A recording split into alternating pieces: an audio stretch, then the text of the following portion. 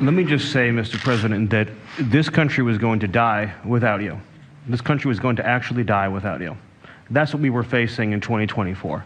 We've been invaded for 4 years. Our communities were sinking. Our public safety had gone to zero. Cartels were running entire communities. Sex trafficking, child trafficking, labor trafficking was out of control. Overdoses were out of control. The cartels were claiming more and more territory. City services were buckling.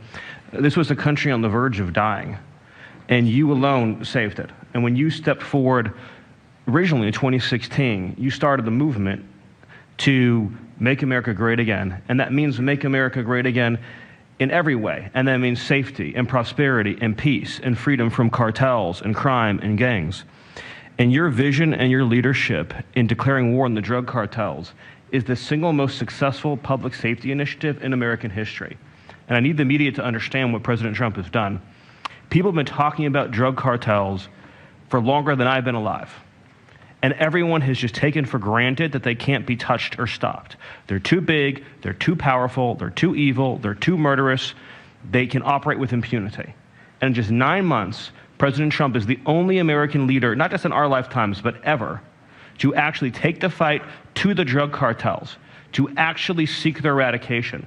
And it is happening.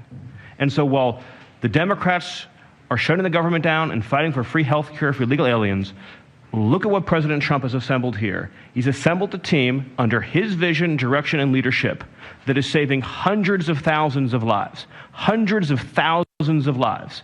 And only President Trump could have done this. And I will say one last thing, which is that his courage has been an inspiration to everyone else in this room.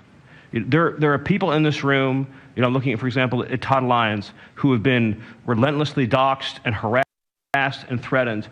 But when they see President Trump's courage, what he's been through for 10 years to save America, when they came after his family, his businesses, his safety, his freedom, everyone at this table knows we can give whatever it takes to get the mission done.